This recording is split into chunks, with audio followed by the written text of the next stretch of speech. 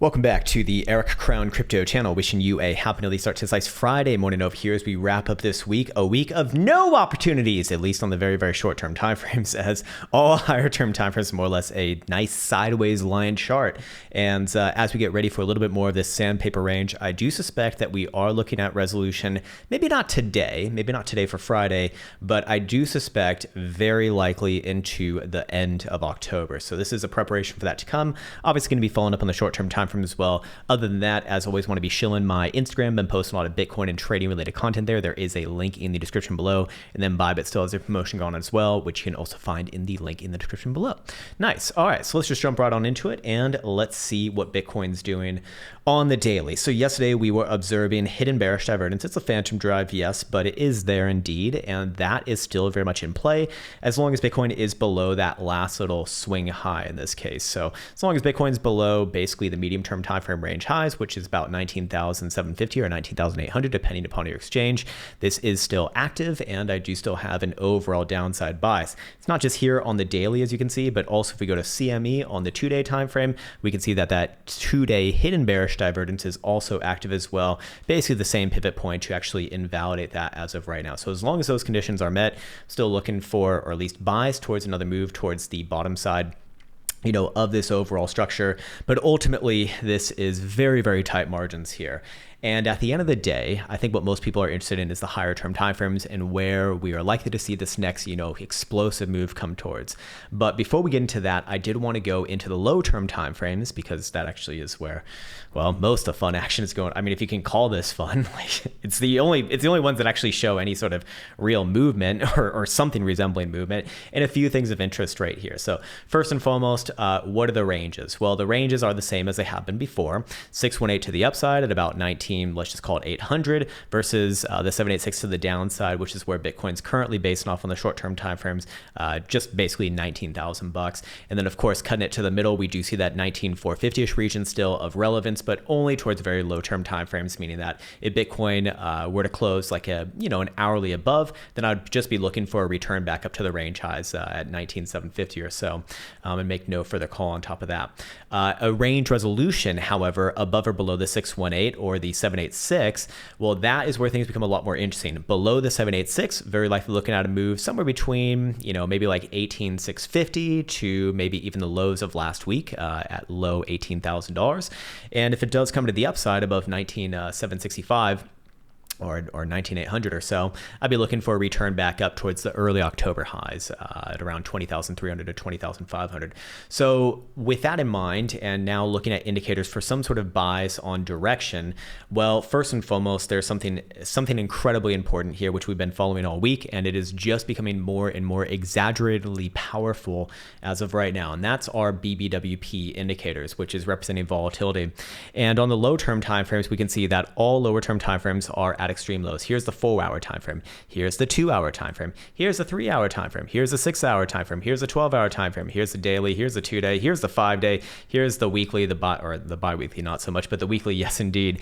And so all of these being in concert with each other at extreme lows does suggest that this next move is very likely going to be the macro move. But I do suspect that this can still take up to about 10 days to really get going here.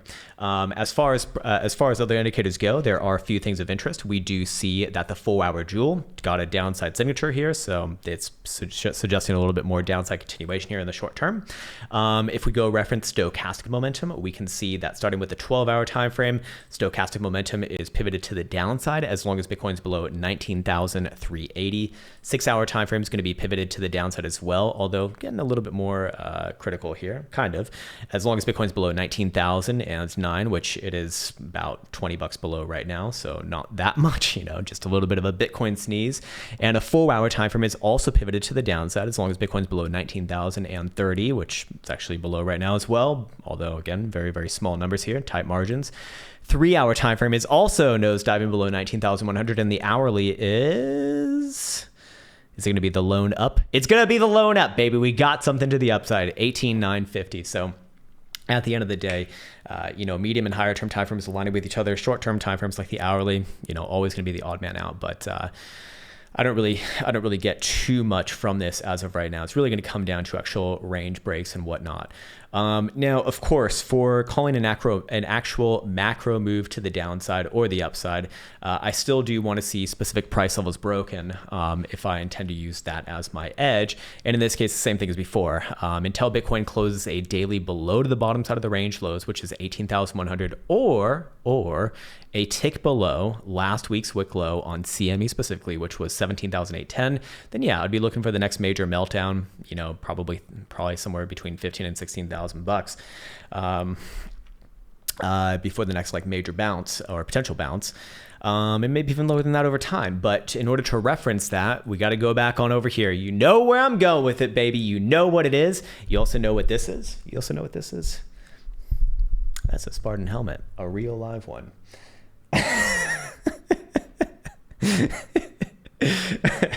I bought it in Santorini and I had them ship it all the way here because I couldn't not have it. It looks so fucking cool. Maybe it's just for my own fantasies. Who knows? Anyways, it's definitely for my own fantasies. Anyways, back on something resembling a topic here. This is the daily volatility versus stochastic momentum chart. Daily volatility represented by the BBWP indicator right here. And what do you know? We're at extreme lows. And basically anytime that we've seen this contract towards extreme lows, which are defined as anything below 10 percentile or more, which is that green horizontal bar that my cursor is currently on. Well, over the full history of CME, the expansion phase from these extreme lows has led to an average move of 24.25% almost, done over the course of about 2.5 weeks on average. Stochastic oscillator, once the volatility component is confirmed, has had 83.33% success rate in getting the direction of that expansion. And what would essentially confirm the volatility component? Well, that would be when 1, the daily BBWP has a positive slope and is above the moving average, and then 2, and also just as important, is above the critical zone right here at 10 percentile, which I'll actually try to get a little bit closer. There we go. Close enough is close enough in this case. As you can see right now, it's fulfilling none of these. In fact, the daily BBWP is literally at 1.19%, and it is below the moving average, both of them having a negative slope in this case. So confirmation is very, very important. Once we get confirmation on that, that's at the point when we can go and reference the daily stochastic oscillators for getting a high degree of hit rate for where the next direction will be. For right now, keeping in mind that, again, we have not confirmed the prior signal. It is about to be angled to the downside if Bitcoin closes below 19,200 today on CME. If that happens, then, risk remains to the downside as it has been. Again, we still see a nice rejection off of this trendline regression, also rejection of the bullish control zone on daily CME stochastic here. So, I'm still, I suppose, more angled towards the downside. I think it's more likely just based off a trend as well. And if I'm looking at this as a pattern, which I suppose you could fit a nice descending triangle on it as of right now, the apex is coming in, about early November, like end of first week of November, something like that. So it's highly probable to break once you kind of get it. Once you get this about 70 to 75% full, and we're actually pretty much there now. So could Friday be the day? Today, Friday be the day? Maybe, possible. I do think next week's a little bit more likely. Other than that, is there anything else? We should talk about the average move. Of course, as of right now, while the signal is not confirmed, we might as well, plot the areas of interest to the upside and the downside, because, they do kind of hold the same significance, I suppose, in terms of possibility. And to the downside, it would, if I can actually get this properly. There we go. That'd be good. That'd be really fucking nice. 24% to the downside puts you at around 15,000 bucks, and 24% to the upside puts you at around 24,500 bucks, something like that. 23,500 to 24,500 bucks. So I still think that there is hoping for the upside here, but of course, it's all going to be reliant, at least from my analysis, on this particular indicator setup and signal resolution. So until we get that, I don't really have super strong opinions, although I do think downside is just more likely based off a trend, but I want to see one of those more tangible confirmations before it's a little bit more actionable. But other than that, the lower term time frame is kind of where it's going on right now. As you can see, short term time frames are a little bit more angled to the downside than the upside as well. I think that's a good place to leave it off on a video like this, nice and short and sweet. Hopefully this was in some way helpful or valuable. I'll be signing off now. Take care, much love, and see you hopefully soon.